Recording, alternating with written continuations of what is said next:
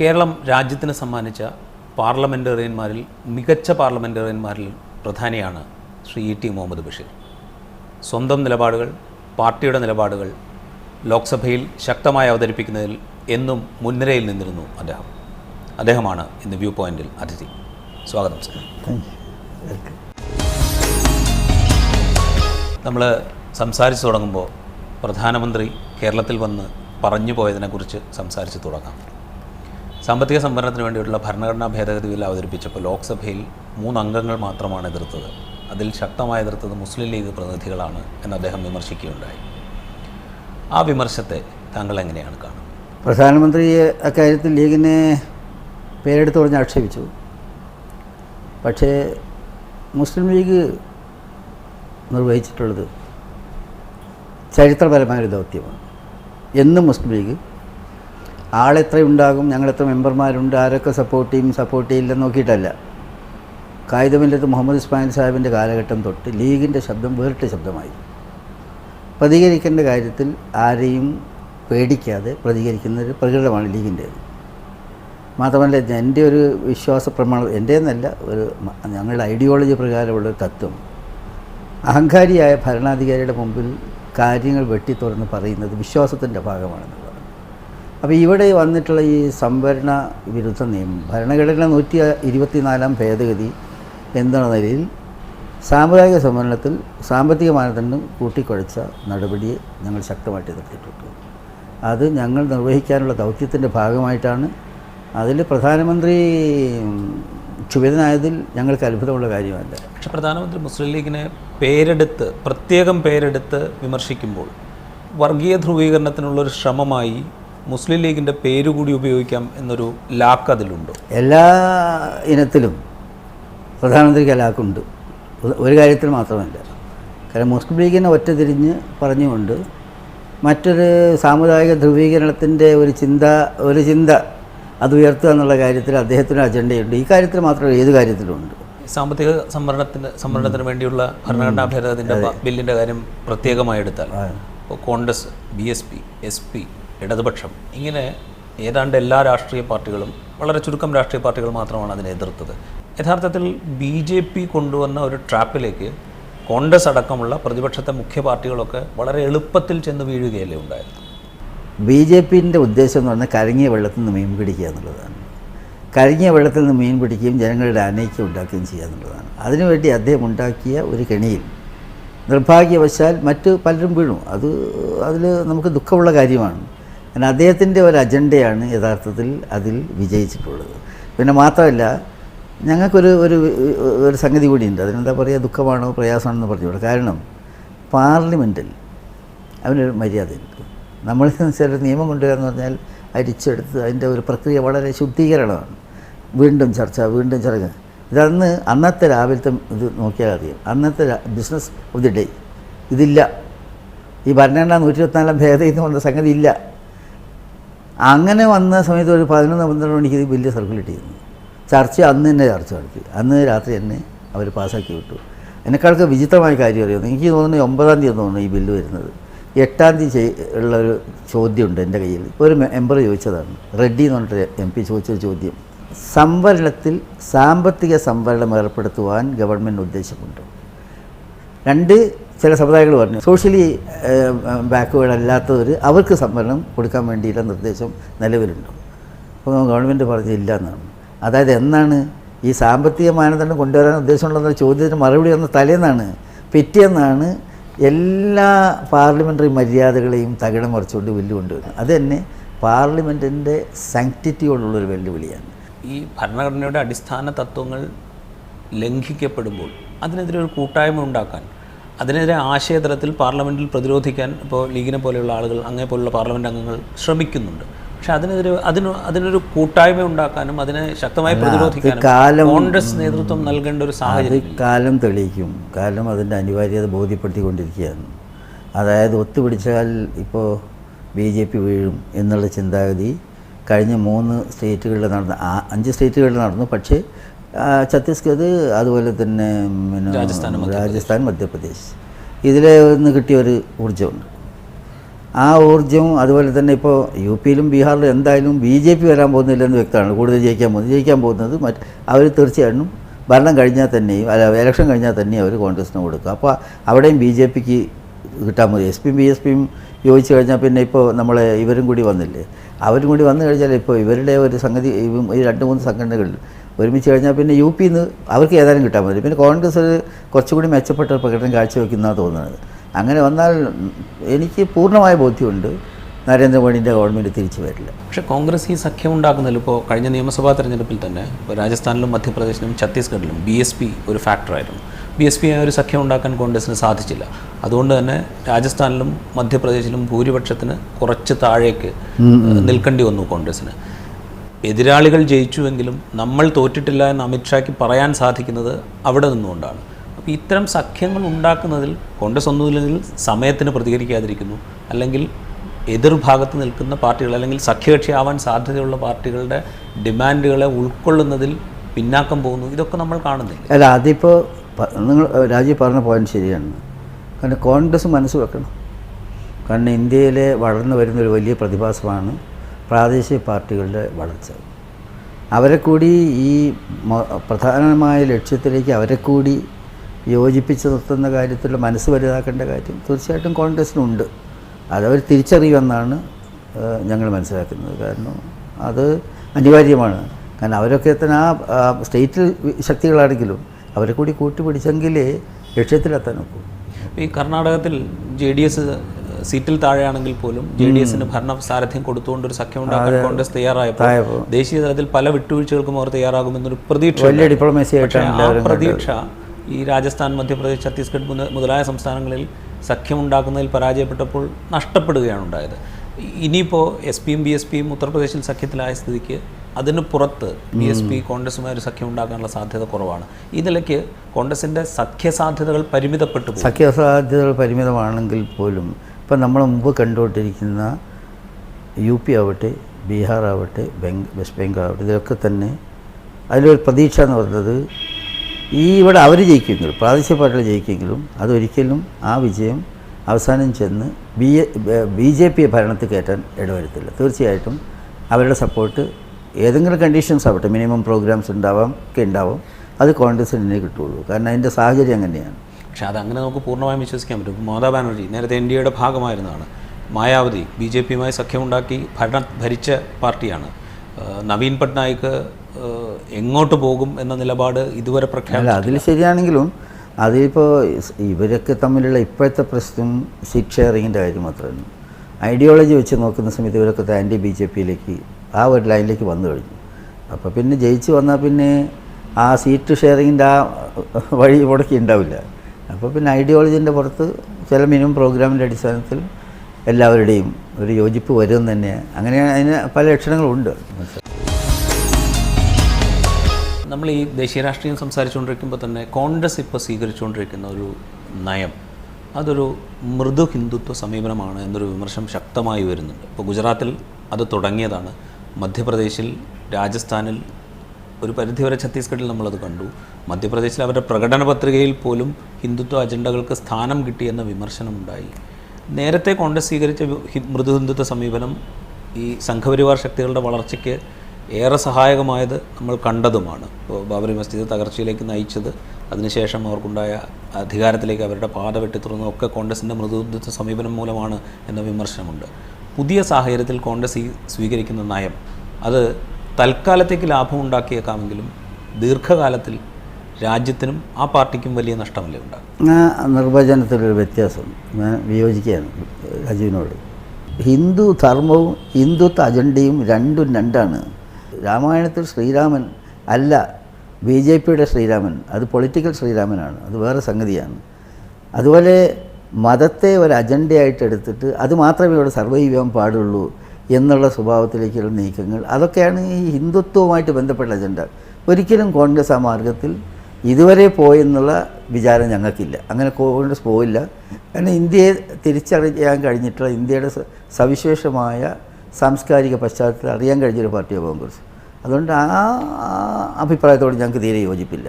ഈ അതിൻ്റെ തുടർച്ചയായി ഇപ്പോൾ ശബരിമല വിഷയത്തിൽ കേരളത്തിൽ കോൺഗ്രസ് എടുത്ത സമീപനം, ഇന്നലെ കഴിഞ്ഞ ദിവസം പ്രധാനമന്ത്രി സംസാരിച്ചപ്പോൾ അദ്ദേഹം അതിനെയും വിമർശിച്ചിരുന്നു. അതായത് പാർലമെൻറ്റിൽ ഒരു നിലപാട്, പത്തനംതിട്ടയിൽ വേറൊരു നിലപാട്, അതാണ് കോൺഗ്രസിനും UDF-നും എന്ന്. പൊതുവിൽ ഉയർന്നിരുന്ന വിമർശം സംഘപരിവാർ എടുക്കുന്ന ഒരു നിലപാടിൻ്റെ B ടീമായി കോൺഗ്രസ് പ്രവർത്തിക്കുന്നു എന്നൊരു ആക്ഷേപം ശബരിമല വിഷയത്തിൽ കേരളത്തിലുണ്ടായിരുന്നു. ദേശീയതലത്തിൽ ഈ മൃദുഹിന്ദുത്വ ആരോപണം നിലനിൽക്കുന്നു. സംസ്ഥാനത്ത് ഏതാണ്ട് അതേ നിലപാടിലേക്ക് കോൺഗ്രസ് എത്തുന്നു എന്ന് തോന്നുന്നുണ്ട്. അത് ബാധകമുള്ള കാര്യമല്ല. കാരണം എന്താ വെച്ചാൽ BJP എടുത്തു വരുന്ന ഇത്തരം നയങ്ങളെ എതിർക്കാൻ ദേശീയ തലത്തിൽ കോൺഗ്രസ് തന്നെ ഉള്ളൂ എന്നുള്ള ബോധ്യം ജനങ്ങൾക്കുണ്ട്. പിന്നെ ഒരിക്കലും അങ്ങനെ ട്രാപ്പ് ചെയ്യപ്പെടാൻ ഇടയില്ല. പിന്നെ ശബരിമല വിഷയത്തിൽ ഞങ്ങളുണ്ടല്ലോ, ഇത് കോൺഗ്രസ് ഞങ്ങളൊന്നാണ്. കാരണം ഞങ്ങൾ രണ്ടു കൂട്ടരും പറഞ്ഞിട്ടൊരു കാര്യമുള്ളൂ. അത് ശബരിമലൻ്റെ കാര്യമാണെങ്കിലും ശരി, മുത്തലാഖിൻ്റെ കാര്യമൊക്കെ ശരി, ഞങ്ങൾ ഒരേ കാര്യമേ പറഞ്ഞിട്ടുള്ളൂ. ആർട്ടിക്കിൾ 25 പ്രൊട്ടക്ഷൻ ഉണ്ട് പേഴ്സണൽ ലോവിന്, അല്ലെങ്കിൽ മറ്റാചാരങ്ങൾക്ക്, മതപരമായ ആചാരങ്ങൾക്ക്. അത് ശബരിമലയുടെ കാര്യത്തിൽ വിശ്വാസങ്ങൾ, ആചാരങ്ങൾ എന്താണോ അതിൻ്റെ പരിരക്ഷണം ആർട്ടിക്കിൾ 25 പ്രകാരമുള്ള ഫണ്ടമെൻ്റൽ റൈറ്റാണ്. അതിൻ്റെ മേലെ സർക്കാരോ കോടതിയോ ഇടപെടാൻ പാടില്ലെന്നാണ് സമീപനം. ആ സമീപനം കോൺഗ്രസ് എടുത്തിട്ടുണ്ട്. അതൊരിക്കലും BJPക്ക് അല്ലെങ്കിൽ മറ്റാർക്കും വളം വയ്ക്കാനുള്ളതല്ല. ശരിയായ സ്റ്റാൻഡാണ്. ഭരണഘടന എൻ്റെ പരിധിയിൽ നിന്നുകൊണ്ട് അതിൻ്റെ സംരക്ഷണം കൂടി ആഗ്രഹിക്കുന്ന നിലപാടാണ്. ഈ ശബരിമല വിഷയത്തിൽ പ്രധാനമന്ത്രി സംസാരിച്ചപ്പോൾ സുപ്രീം കോടതി വിധിയെക്കുറിച്ച് പരാമർശമേ ഇല്ല. സുപ്രീം കോടതി ക്ഷേത്രപ്രവേശത്തിന് അനുമതി നൽകിക്കൊണ്ടൊരു വിധി പുറപ്പെടുവിച്ചിരിക്കുക. രാജ്യത്തിൻ്റെ പ്രധാനമന്ത്രി വന്ന് അത് നടപ്പാക്കാൻ ശ്രമിക്കുന്ന ഒരു സംസ്ഥാന സർക്കാരിനെ അത് പാപമായി മാറുമെന്ന് വിമർശിക്കുമ്പോൾ അത് പ്രധാനമന്ത്രി എന്ന പദവിക്ക് തന്നെ ക്ഷീണമുണ്ടാക്കുന്നൊരു കാര്യം. അതിനേക്കാൾ വലിയ ക്ഷീണമാണല്ലോ. പ്രധാനമന്ത്രി ഇപ്പോൾ തന്നെ ഇങ്ങനത്തെയും താല്പര്യവും പറയുമ്പോൾ കോടതി വിധി, ആ കോടതിയുടെ വിധിയിൽ തെറ്റാണെങ്കിൽ സ്വാഭാവികമാണല്ലോ. ഇവിടുത്തെ BJP നേതൃത്വം അതിനെതിരായിട്ടാണല്ലോ ഇപ്പോൾ സമരം. എന്തുകൊണ്ടാണ് ഒരു കോടതി വിധിയെ മറികടക്കാനുള്ള പാർലമെൻറ്റിൻ്റെ നിയമനിർമ്മാണ അധികാരം നരേന്ദ്രമോദി ഉപയോഗിക്കാത്തത്? ആ ചോദ്യം നിൽക്കുന്നുണ്ടല്ലോ. അത് മാത്രമല്ലേ മാർഗമുള്ളൂ. കോടതി വിധി പറഞ്ഞാൽ പിന്നെ അതിനെ മറികടക്കാൻ ലെജിസ്ലേച്ചറിൻ്റെ പവർ ഉപയോഗിക്കുക മാത്രമാണ്. അത് ചെയ്യുന്നില്ല. ഇവിടുത്തെ ഇതിൽ ഗവൺമെൻറ് എടുത്ത നയത്തിനെ പറ്റി ഞങ്ങൾക്ക് പരാതിയുണ്ട്. കാരണം എന്താണെന്നറിയോ? ഒരാളിപ്പോൾ വിശ്വാസത്തിൻ്റെ ഭാഗമായിട്ട് എനിക്ക് അവിടെ പോകണം, ദർശനം നടത്തണമെന്ന് പറഞ്ഞ് പോകുമ്പോൾ അവർക്ക് കോടതി വിധി പ്രകാരം സംരക്ഷണം കൊടുക്കുന്നതിന് പകരം ഇവർ തിരഞ്ഞെടുക്കുകയായിരുന്നു. വല്ലവരും അവിടെ പോകാനുണ്ടോ നോക്കി അവരെ ഒളിപ്പിച്ച് വെച്ച് കൊണ്ടുപോയി, എന്നിട്ട് ഏതാണ്ടോ ആരും കാണാതെ കൊണ്ടുപോയി അവിടെ നിന്ന് അങ്ങ് അഴിച്ചു വിട്ട് പടിയൊന്നും കയറാതെ മറ്റൊരു മാർഗത്തിലൂടെ കയറി. ഇതിൻ്റെയൊക്കെ കാര്യം എന്ത്? ഒരു സർക്കാർ എന്ന് പറഞ്ഞാൽ ഇതേമാതിരി തമാശ കളിക്കാനുള്ളതാണോ? അതായത് ഈ സംസ്ഥാന സർക്കാരിൻ്റെ നടപടികളെ പ്രധാനമന്ത്രി കുറ്റപ്പെടുത്തുന്നതിൽ അർത്ഥമുണ്ട് എന്ന് രണ്ടുപേരും തുല്യമായി കുറ്റവാളികളാണ്. CPM അതിൻ്റെ ഒരു രാഷ്ട്രീയ ലാഭത്തിന് വേണ്ടി ചെയ്യുന്നു, BJP അതിൻ്റെ രാഷ്ട്രീയ ലാഭത്തിന് വേണ്ടി ചെയ്യുന്നു. രണ്ടുപേരുടെയും സമീപനങ്ങൾ അപലപനീയമാണ്. താങ്കൾ നേരത്തെ സംസാരിച്ചപ്പോൾ ഖായിദെ മില്ലത്തിൻ്റെ കാര്യം സംസാരിച്ചത്. മുസ്ലിം ലീഗിൻ്റെ പ്രതിനിധികളായി ഖായിദെ മില്ലത്ത്, JM ബനാത്തുവാല, ഇബ്രാഹിം സുലൈമാൻ സേട്ട്, പോക്കർ സാഹിബ്, അങ്ങനെ പല ആളുകൾ ലോക്സഭയിലുണ്ടായിരുന്നു. രാജ്യസഭയിലും പ്രമുഖരായ ആളുകളുണ്ടായിരുന്നു. അക്കാലത്തൊക്കെ രാജ്യത്തെ മുസ്ലിം സമുദായത്തിൻ്റെ ശബ്ദം മുസ്ലിം ലീഗിൻ്റെ പ്രതിനിധികളിൽ നിന്നാണ് എന്നൊരു തോന്നൽ രാജ്യത്തിനുണ്ടായിരുന്നു, രാജ്യം ഭരിക്കുന്നവർക്കുണ്ടായിരുന്നു. ഇന്ന് ആ അവസ്ഥയിൽ നിന്ന് മാറ്റമുണ്ടായിട്ടുണ്ട്. അസദുദ്ദീൻ ഉവൈസിയെ പോലെയുള്ള ആളുകളുടെ തീവ്ര നിലപാടുകൾക്ക് കൂടുതൽ സ്വീകാര്യത സമുദായത്തിനകത്ത് ലഭിക്കുന്നൊരു സാഹചര്യമുണ്ടോ? ഇല്ല, അതിൽ വേറെ വ്യത്യാസമുണ്ട്. നിങ്ങൾ ഏത് ഇഷ്യൂ, മൈനോറിറ്റി റിലേറ്റഡ് ആയിട്ടുള്ള ഇഷ്യൂസ് നിങ്ങൾ നോക്കും, അതെല്ലാം ഞങ്ങളുണ്ട്. ഞങ്ങൾക്ക് മറ്റൊരു സംഗതി കൂടിയുണ്ട്. ഞങ്ങൾ അതിൽ മാത്രം ഒതുങ്ങി നിൽക്കുന്നില്ല. ഏത് ബില്ലിൻ്റെ ചർച്ചയിലും ഞങ്ങളുണ്ട്. പക്ഷേ ഒരാൾക്കും ആക്ഷേപിക്കാൻ ഒക്കില്ല. ഞങ്ങൾ ഏതെങ്കിലും പ്രശ്നം വിട്ട് കളഞ്ഞു. ഞങ്ങൾക്ക് ചെറിയ സമയം ഉണ്ടാവുള്ളൂ പാർലമെൻറ്റിൽ. ആ സമയം ഞങ്ങൾ വിട്ട് കളഞ്ഞിട്ടേ ഇല്ല. എല്ലായിടത്തും ഞങ്ങൾ വളരെ ആക്റ്റീവായിരുന്നു. പിന്നെ സ്വീകാര്യത എന്ന് പറയുന്നത് മറ്റൊരു കാര്യമാണ്. സ്വീകാര്യത എന്ന് പറയുന്നത് ഞങ്ങൾക്ക് അതിൻ്റെ ഇവാലുവേഷനിലും ഞങ്ങൾക്ക് യാതൊരു മനസ്താപവുമില്ല. ഞങ്ങൾ എടുത്ത ജോലിയെപ്പറ്റി എല്ലാവർക്കും ഒരു വിലയിരുത്തലുണ്ടെന്നാണ് ഞങ്ങളുടെ വിചാരം. പിന്നെ മറ്റാർക്കെങ്കിലും സ്വീകാര്യത ഉണ്ടാവുന്നതിൽ ഞങ്ങൾ എതിരല്ല. ഈ ചോദ്യം ഉന്നയിക്കപ്പെടുന്ന ഒരു സാഹചര്യം എന്ന് പറയുന്നത്, ഇപ്പോൾ മുത്തലാഖ് ബില്ല് ലോക്സഭയിൽ വന്നു. അപ്പോൾ പാർലമെൻ്ററി പാർട്ടി ലീഡർ അവിടെ ഇല്ലാതിരിക്കുന്നൊരു സാഹചര്യം വരുന്നു. അതിൻ്റെ ചർച്ചയിൽ താങ്കൾ വളരെ ശക്തമായി അഭിപ്രായം പറഞ്ഞു. അത് വളരെയധികം ശ്രദ്ധിക്കപ്പെടുകയും ചെയ്തു. പ്രേമേന്ദ്രനും താങ്കളുമാണ് ഏറ്റവും ഭംഗിയായി ആ വിഷയത്തെക്കുറിച്ച് സംസാരിച്ചത്. അത് ശ്രദ്ധിക്കപ്പെട്ടു. പക്ഷേ എങ്കിലും മുസ്ലിം ലീഗിൻ്റെ പാർലമെൻ്ററി പാർട്ടി നേതാവ് അവിടെ ഇല്ലാതിരിക്കുന്ന ഒരു സാഹചര്യം വരുന്നു. അദ്ദേഹം വോട്ടെടുപ്പിൽ പങ്കെടുക്കാത്തൊരു സാഹചര്യം വരുന്നു. അതേ ചൊല്ലി വിമർശനങ്ങൾ ഉണ്ടാകുന്നു. സമുദായത്തെ വളരെ ആഴത്തിൽ ബാധിക്കുന്ന ഒരു വിഷയത്തിൽ അത് ഗൗരവത്തോടെ സമീപിച്ചില്ല എന്നൊരു വിമർശനം ഉയരാൻ അതൊരു കാരണമായില്ലേ? അത് കൽപ്പിച്ച കുട്ടിയുണ്ടായ കാര്യമല്ല. അത് കുഞ്ഞാലിക്കുട്ടി സാഹിബ് എന്നെ വിശദീകരിച്ചു അക്കാര്യത്തിൽ. കാരണം അന്ന് നമ്മളിവിടുന്ന് കൂടിയാലോചന സമയത്തൊക്കെ ഉണ്ടായിരുന്ന സംഗതി എന്ന് പറയുന്നത് എതിർക്കണം. ഇപ്പോൾ പാർട്ടിയെ ഞങ്ങൾക്ക് ഒരാളല്ലേ പ്രസംഗിക്കാൻ പറ്റുക. ഞങ്ങളിവിടുന്ന് കൂടിയാലോചിച്ച് അതിനെ ശക്തമായിട്ട് എതിർക്കണം തീരുമാനിച്ച് ഞങ്ങൾ എതിർത്തു. അതിൽ ഡിവിഷൻ വരുമെന്നുള്ള സ്വഭാവത്തിലുള്ള ഒരു സാഹചര്യം ഉണ്ടായത്. കാരണം എല്ലാവരും അതിന് പ്രതിഷേധിച്ച് ഇറങ്ങിപ്പോകും എന്നുള്ള സ്വഭാവത്തിൽ അവിടെ വന്നപ്പോൾ ശരിക്കും ഡിവിഷൻ വന്നു. ഈ നമ്മളെ പ്രതിപക്ഷത്ത് തന്നെ വോട്ടിങ് വന്നു. അത് നമുക്ക് ഇവിടുന്ന് കാലിക്കുട്ടി ചെയ്യാൻ പറ്റിയില്ല. കുഞ്ഞാൽ സാഹിബിന് ഇവിടെ ഞങ്ങളുടെ പത്രത്തിൻ്റെ ഒരു നിലനിൽപ്പുമായിട്ട് ബന്ധപ്പെട്ട് വളരെ പ്രധാനമായ ഡിസ്കഷൻ ഉണ്ടായിരുന്നു. ആ ഡിസ്കഷൻ ഉണ്ടായിരുന്നത് ഇത് പ്രതീക്ഷിച്ചില്ല. ആ നിലയിലായ വന്ന ഒരു അപാകതയാണ്. ആ അപാകത അദ്ദേഹം വിശദീകരിച്ചു. അത് വിശദീകരിച്ചപ്പോൾ അത് പാർട്ടിക്കും ബോധ്യമായി. അങ്ങനെയാണ് അതിൻ്റെ കാര്യം. ഈ പാർട്ടിക്കുള്ളിൽ ഒരു വിശദീകരണം കൊടുത്തു. പാർട്ടി നേതൃത്വത്തിന് ബോധ്യപ്പെടുന്നതാണ്. കാരണം അദ്ദേഹത്തിൻ്റെ തിരക്കുകൾ പാർട്ടി നേതൃത്വത്തിന് അറിയാവുന്നതാണ്. പക്ഷേ ഇത് സമുദായ സംഘടനകളെ കൂടി ഇക്കാര്യത്തിലൊരു വിശ്വാസത്തിലെടുക്കേണ്ട ഒരു സാഹചര്യമുണ്ട്. അല്ല, അത് നമ്മൾ വിശദീകരിച്ചിട്ടുള്ളത് അവരും അത് ബോധ്യപ്പെട്ടിരിക്കുന്നു എന്നാണ് ഞങ്ങളുടെ വിശ്വാസം. ഒരു ലോക്സഭാ തെരഞ്ഞെടുപ്പ് അടുത്ത് വരികയാണ്. സാധാരണ നിലയ്ക്ക് ഇപ്പോൾ മുസ്ലിം ലീഗിനെ സംബന്ധിച്ച് 2 ലോക്സഭാ സീറ്റുകൾ, നേരത്തെ 2 രാജ്യസഭാ സീറ്റ് ഉണ്ടായിരുന്നു. പക്ഷേ ഇപ്പോൾ ഒരു രാജ്യസഭാ സീറ്റേ ഉള്ളൂ. നമ്മൾ LDFൻ്റെ ഒരു ഘടന എടുത്ത് നോക്കിയാൽ CPIക്ക് 4 സീറ്റുണ്ട്. കേരളത്തിലെ രാഷ്ട്രീയ പാർട്ടികളുടെ ശക്തി പരിശോധിച്ചാൽ 3ാമത് വരുന്ന പാർട്ടി മുസ്ലിം ലീഗാണ്. മുസ്ലിം ലീഗിന് പക്ഷേ 2 ലോക്സഭാ സീറ്റേ ഉള്ളൂ. കൂടുതൽ ആവശ്യപ്പെടേണ്ട ഒരു സാഹചര്യമുണ്ട് എന്ന് പാർട്ടിക്ക് തോന്നുന്നുണ്ട്. അല്ല, അതിപ്പോൾ നമ്മൾ നോക്കും. കാരണം എന്താ അറിയോ, അടുത്ത തിരഞ്ഞെടുപ്പ് വരുന്ന സമയത്ത് നമുക്ക് എങ്ങനെയാണ് ഇപ്പോൾ എല്ലാ പാർട്ടിയും, അതിപ്പോൾ ലീഗിൻ്റെ കാര്യമല്ല, സകല പാർട്ടിയോട് നിങ്ങൾ ആര് ഇൻ്റർവ്യൂ ചെയ്താലും എല്ലാവരും പറയും എന്താണ്, ഞങ്ങളുടെ പാർട്ടിക്ക് കൂടുതൽ സീറ്റ് കിട്ടാൻ വേണ്ടി പരിശ്രമിക്കും. അല്ലാതെ ഞങ്ങളുടെ പാർട്ടി വേണ്ടെന്ന് പറയും. അതല്ല, എല്ലാ പാർട്ടിയും കാര്യമുണ്ട്. കാരണം ഇപ്പോൾ നേരത്തെ ലീഗിന് 2 രാജ്യസഭാ സീറ്റ് ഉണ്ടായിരുന്നു. ഇപ്പോൾ ഒരു മെമ്പർ മാത്രമേ ഉള്ളൂ. ലീഗിൻ്റെ ഒരു സീറ്റ് കേരള കോൺഗ്രസിന് കൊടുക്കുമ്പോൾ അന്ന് ലീഗ് പറഞ്ഞത് UDFൻ്റെ കെട്ടുറപ്പിന് വേണ്ടി ഞങ്ങളിതാ ഒരു സീറ്റ് കൊടുക്കുന്നു, അത് ഞങ്ങൾക്ക് പിന്നീട് തിരിച്ചു കിട്ടും എന്നാണ്. അത് ഇതേവരെ തിരിച്ചു കിട്ടിയിട്ടില്ല. രണ്ടാമത്തെ കാര്യം, ഇപ്പോൾ വയനാട്, വടകര, കോഴിക്കോട് ഈ 3 ലോക്സഭാ മണ്ഡലങ്ങൾ എടുത്താൽ ഇവിടെ ലീഗിൻ്റെ ശക്തി കൊണ്ട് ജയിക്കുന്ന മണ്ഡലങ്ങളെന്ന് വേണമെങ്കിൽ പറയാം. ഇപ്പോൾ വടകരയിൽ ജയിക്കുന്നതിന് മുല്ലപ്പള്ളി രാമചന്ദ്രൻ കഴിഞ്ഞ തവണ ജയിച്ചപ്പോൾ പറഞ്ഞു, ലീഗ് പ്രവർത്തകരുടെ ആത്മാർത്ഥമായ ശ്രമം കൊണ്ടാണ് ഞാൻ ജയിച്ചത് എന്ന്. ഇത്രയും സ്വാധീനമുള്ള അല്ലെങ്കിൽ ഇത്രയും സ്വാധീനമുണ്ട് എന്ന് മുന്നണിയെ നയിക്കുന്ന പാർട്ടി തന്നെ അംഗീകരിക്കുന്ന സാഹചര്യത്തിൽ ചില ആവശ്യങ്ങൾ ലീഗിന് ഉന്നയിക്കാനില്ല. അല്ല, അതിപ്പോൾ ലീഗ് അത് ഗൗരവമായിട്ട് ആലോചിക്കുന്ന ഒരു പ്രശ്നമാണ്. സ്വാഭാവികമായിട്ടും അത് ഒന്നാമത് ആ ഡിസ്കഷൻ ആ സ്റ്റേജിലേക്ക് പോയില്ല. ഓരോ പാർട്ടിൻ്റെയും സംവിധാനം അതൊക്കെ വരുന്ന സമയത്ത് നമുക്ക് അന്നത്തെ സാഹചര്യമൊക്കെ നോക്കിയിട്ട് ഒരു സംഗതി നോക്കാം. താങ്കളുടെ മണ്ഡലം പൊന്നാനി മണ്ഡലം സുരക്ഷിതമല്ല എന്നൊരു ചർച്ച UDFനകത്തും LDFനകത്തും നടക്കുന്നുണ്ട്. അതായത് LDFനകത്ത് പൊന്നാനി ഒന്ന് പിടിച്ചാൽ കിട്ടും എന്നൊരു തോന്നൽ കഴിഞ്ഞ നിയമസഭാ തെരഞ്ഞെടുപ്പിൻ്റെ വോട്ടിംഗ് പാറ്റേണും വോട്ട് കണക്കൊക്കെ വെച്ച് നോക്കുമ്പോൾ LDF വിലയിരുത്തുന്നത് 2000-2500 വോട്ടിൻ്റെ ലീഡേ അവിടെ ഉള്ളൂ, അതൊന്ന് പിടിച്ചാൽ കിട്ടും എന്നൊരു തോന്നലുണ്ട്. താങ്കൾക്ക് അങ്ങനെ ഒരു ഭയമുണ്ടോ? LDFകാരും അവരെ കുറേ ആനകളെയും കൂട്ടിപ്പിടിച്ചാലും പൊന്നാനി അവർക്ക് അനുകൂലമായി തിരിയില്ല. Very clear.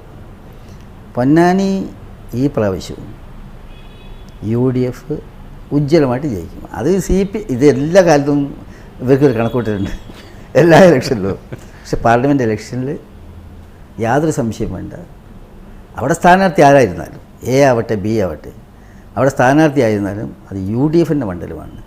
പൊന്നാനി മണ്ഡലത്തിൽ 2 ടേം കഴിഞ്ഞു. മണ്ഡലം മാറണം എന്നൊരു തോന്നലുണ്ടോ? അതിൽ വേറെ കാര്യം, നിങ്ങളുടെ പാർട്ടിയിൽ ഇപ്പോൾ മാറണ്ടെന്നോ നിൽക്കൂലെന്നോ ഒന്നും പരസ്യമായി പറയുന്ന ഒരു പാരമ്പര്യമേ ഇല്ല. നിൽക്കൊന്നും പറയില്ല, നിൽക്കില്ലെന്നും പറയില്ല. മാറണമെന്നും പറയും. അത് പാർട്ടി സർക്കിളിൽ പറയും. പക്ഷേ ലീഗിനുള്ളിൽ തന്നെ അങ്ങനെ ചില ചർച്ചകൾ നടക്കുന്നു എന്ന് ഞങ്ങൾ മാധ്യമങ്ങൾക്ക് സ്വാഭാവികമായ വിവരം കിട്ടും. അത് നിങ്ങളുടെ ഒരു നിഗമനം. പൊന്നാനി മണ്ഡലത്തിൽ നിന്ന് മാറണം, മലപ്പുറത്ത് E.T. മുഹമ്മദ് ബഷീർ മത്സരിക്കണം എന്ന ചില അതിലെന്ന് പറഞ്ഞാൽ അതിപ്പോൾ നിങ്ങളെ കാരണം ഞങ്ങൾക്ക് ഇടപെടാൻ ഒക്കില്ലല്ലോ. നിങ്ങളുടെ ഇപ്പോൾ ഒരു കണ്ടുപിടുത്തത്തിലോ ഗവേഷണത്തിലോ ഞങ്ങൾ ഇൻ്റർഫിയർ ചെയ്യേണ്ട കാര്യമില്ല. പക്ഷെ ഞങ്ങളുടെ ഒരു ട്രഡീഷൻ അതിലങ്ങനെ കയറി പറയുന്ന ഒരു രണ്ട് എസ് നോന്ന് രണ്ടും പറയില്ല ഞങ്ങൾ. ഒരു ചെറിയ വിഷയത്തിലേക്ക് കൂടെ വന്നിട്ട് നമുക്ക് അവസാനിപ്പിക്കാം. ഈ ഇ.കെ. വിഭാഗം സമസ്തയുമായി ലീഗിന് അഭേദ്യമായ ബന്ധമുണ്ട്. ചില ഘട്ടങ്ങളിൽ ആ സംഘടനയുടെ നിലപാടുകളെ പോലും ലീഗ് നേതൃത്വം നിയന്ത്രിച്ചിരുന്ന ഘട്ടമുണ്ടായിരുന്നു. അതിൽ മാറ്റങ്ങൾ വന്നു തുടങ്ങിയിട്ടുണ്ട്. സംസ്ഥാന ഭരണ നേതൃത്വമായും CPM നേതൃത്വമായും അവർ നേരിട്ട് സംസാരിച്ച് തുടങ്ങിയിരിക്കുന്നു. ഇത്തരം വാർത്തകളൊക്കെ ഒരുപാട് വരും. അതിലൊന്നും വലിയ കാര്യമില്ല. കാരണം ലീഗും സംസ്ഥയും തമ്മിൽ വളരെ അടുത്ത ഹൃദയബന്ധമുണ്ട്. ഇപ്പോൾ ഈ സമുദായത്തെ ബാധിക്കുന്ന ഒരു ഇഷ്യൂ പാർലമെൻറ്റിൻ്റെ സിസ്റ്റത്തിലൂടെ കടന്നു പോകേണ്ടി വരികയാണെങ്കിൽ, അല്ലെങ്കിൽ അസംബ്ലീൻ്റെ ഇതിലൂടെ, അവിടെ സത്യങ്ങളിൽ സ്വാഭാവികമായിട്ടും കൂടുതൽ ചർച്ചകളുണ്ടാവും. അല്ലാത്ത സമയത്ത് ആത്മീയമായ കാര്യങ്ങൾ അതങ്ങനെ അതിൻ്റെ ഇതിൽ നടന്നുകൊണ്ടിരിക്കും. അതല്ലാതെ നമ്മൾ തമ്മിൽ ലീഗും സംസ്ഥയായിട്ട് ഒരു മനസ്സറിഞ്ഞുകൊണ്ടുള്ള അകൽച്ച ഉണ്ടായിട്ടുള്ള കാര്യങ്ങൾ പിന്നെ നമുക്കറിയാം. ഓരോ ചർച്ചകളും കാര്യങ്ങളും വരുന്ന സമയത്ത് ഒരു വ്യൂ പോയിൻ്റ് പറയുന്നതിന് അങ്ങോട്ടും ഇങ്ങോട്ടും ഒക്കെ ചെറിയ കൺഫ്യൂഷൻസ് വരുന്നല്ലാതെ സ്ഥായിയായിട്ട് അതിന് രണ്ടിനും അകന്നു പോകാൻ ഒക്കില്ല. പക്ഷേ മുൻകാലത്തു നിന്ന് ഭിന്നമായിട്ട് പല വിഷയങ്ങളിലും മുസ്ലിം ലീഗിനെ പരസ്യമായി വിമർശിക്കാൻ ഇ.കെ. വിഭാഗം സംസ്ഥയുടെ നേതൃത്വം തയ്യാറാകുന്നുണ്ട്. അതിൽ തെറ്റില്ലെന്നേ. അതായത് ഞാൻ പറഞ്ഞില്ലേ, ഇപ്പോൾ നമ്മളെ ഓരോ നിയമനിർമ്മാണ സഭകൾ, പാർലമെൻറ്റ്, അസംബ്ലി, പഞ്ചായത്ത് അതുപോലുള്ള കാര്യങ്ങളിൽ മുസ്ലിം ലീഗ് ഇങ്ങനെ ഒരു നിലപാട് എടുക്കണമെന്ന് അവർ പറയുന്നതിൽ എന്താ തെറ്റ്? പറഞ്ഞോട്ടെ, കുഴപ്പമില്ല, കാര്യമില്ല. ഇപ്പോൾ ഈ അതിലെന്തേ അപകടത്തിൻ്റെ തീർച്ചയായിട്ടും അത് നോക്കേണ്ട കാര്യമാണല്ലോ. ഞങ്ങളതിനെ അതിൻ്റെ ആ മുഖവിലേക്ക് എടുക്കും. അതായത് എന്തെങ്കിലും പാളിച്ചകൾ ഉണ്ടാകുന്നുണ്ടെങ്കിൽ അത് ചൂണ്ടിക്കാണിക്കാനും തിരുത്താവശ്യപ്പെടാനും ഉള്ള ഉത്തരവാദിത്വം സംസ്ഥയ്ക്കുണ്ട്. പറഞ്ഞോട്ടെ, എന്താ കുഴപ്പം? പറയട്ടെ, പറയണമല്ലോ. അതിന് ഞങ്ങൾ ഭിന്നാഭിപ്രായം കാണേണ്ട കാര്യമല്ലല്ലോ. വേറൊരു വിഷയം, ഇപ്പോൾ ഈ വനിതാ മതിലിൽ മുസ്ലിം സ്ത്രീകളുടെ പങ്കാളിത്തം സംബന്ധിച്ചൊരു തർക്കമുണ്ടായി. സംസ്ഥയുടെ ഒരു നേതാവ് അങ്ങനെ പങ്കെടുക്കരുത് എന്ന് പറഞ്ഞു. അത് പിന്നീട് ചർച്ചയായപ്പോൾ യൂത്ത് ലീഗ് നടത്തിയ ജാഥയിൽ മുസ്ലിം സ്ത്രീകൾ അഭിവാദ്യം അർപ്പിക്കാൻ വന്നതിനെക്കുറിച്ചുള്ള ചർച്ച വന്നു. അപ്പോൾ സമസ്തയുടെ പൊതു നിലപാടായി രാഷ്ട്രീയ പാർട്ടികൾ ആരും ഈ വനിതാ സ്ത്രീകളെ തെരുവിലിറക്കുന്ന പരിപാടിക്ക് കൂട്ടുനിൽക്കരുത് എന്ന നിർദ്ദേശം നൽകി. ഇതിനോടൊക്കെ എങ്ങനെയാണ് പ്രതികരണം? അത്തരം കാര്യങ്ങളിൽ എന്ന് പറഞ്ഞാൽ മതവിധിയുമായിട്ട് ബന്ധപ്പെട്ട കാര്യങ്ങളിൽ സമസ്ത ഒരു അഭിപ്രായം പറഞ്ഞാൽ ഞങ്ങളതിന് കൗണ്ടർ ചെയ്യില്ല. കൗണ്ടർ ചെയ്യേണ്ട കാര്യമില്ല. അത് നമ്മൾ നോക്കി, നമ്മൾ തീർച്ചയായിട്ടും അത് നമ്മളതിൽ ഒരു ഭാവി പെരുമാറ്റച്ചട്ടത്തിൽ അതിലെന്തെങ്കിലും ഭേദഗതികൾ അതിൻ്റെ അടിസ്ഥാനത്തിൽ വെക്കേണ്ടതെന്ന് ഞങ്ങൾ തീർച്ചയായിട്ടും പരിഗണിക്കേണ്ടവരാണല്ലോ. അവരത്തരം കാര്യങ്ങൾ സ്പിരിച്വൽ ലീഡേഴ്സ് എന്നുള്ള നിലയിൽ അവർക്ക് നമ്മളോട് പറയാനുള്ള അധികാരമുണ്ടല്ലോ. നമ്മളതിനെ തള്ളിക്കളയേണ്ട, അതിൻ്റെ മെറിറ്റ് നമുക്കങ്ങ് നോക്കേണ്ട കാര്യമാണ്. തെരഞ്ഞെടുപ്പുമായി ബന്ധപ്പെട്ട് തന്നെ ഒരു കാര്യം ചോദിക്കുന്നു, സംസ്ഥാന രാഷ്ട്രീയത്തിലേക്ക് മടങ്ങി വരണം എന്ന ആഗ്രഹമുണ്ടോ? അങ്ങനെയൊന്നും ചിന്തിച്ചിട്ടില്ല. കാരണം അങ്ങനെ ഒന്നും അതിനെപ്പറ്റി ഒരു ഇതിലൊന്നും വന്നിട്ടില്ല. നമുക്ക് ഓരോ കാലഘട്ടത്തിൽ ഓരോ നിയോഗം ഉണ്ടാവും. ഞാൻ തന്നെ രാജുവിനെ അറിയാമായിരിക്കും, ഞാനൊരു ഇൻഡസ്ട്രിയൽ ഫാക്ടറി തൊഴിലാളിയായിട്ട് വന്ന ആളാണ് ഞാൻ രാഷ്ട്രീയം. അപ്പോൾ അന്നത്തെ എനിക്ക് നൽകിയിരുന്ന നിയോഗം തൊഴിലാളികളെ സംഘടിപ്പിക്കുകയായിരുന്നു. ട്രേഡ് യൂണിയൻ രംഗത്ത് ഞങ്ങളുടെ പാർട്ടിയിൽ ഇതിൽ നിന്നാണ്. അങ്ങനെ ഓരോ കാലഘട്ടത്തിൽ ഓരോ അസൈൻമെൻറ്റ് പാർട്ടി തരും. അത് നമ്മളോട് എടുക്കാൻ കഴിയുന്നതാണെങ്കിൽ പറയും, അല്ലേ വിനീതമായിട്ട് എന്നെ കൊണ്ട് അത് കഴിയില്ല എന്ന് പറയും, അല്ലേ സന്തോഷം ഏറ്റെടുക്കും. അങ്ങനെയൊക്കെയാണ് ജീവിതം ഇതുവരെ പോയത്. ഇപ്പോൾ ഇത്രയൊക്കെ ആയി. ഇനിയിപ്പോൾ ഇപ്പോഴും അതേ ഒരു നല്ല കിഴിവടക്ക് എടുത്ത് പോകണമെന്നാണ് വിചാരം. പാർലമെന്റിലേക്ക് മത്സരിക്കാൻ മലപ്പുറത്ത് മത്സരിക്കണം എന്ന് പറഞ്ഞാൽ as per the orders of the party. Thank you.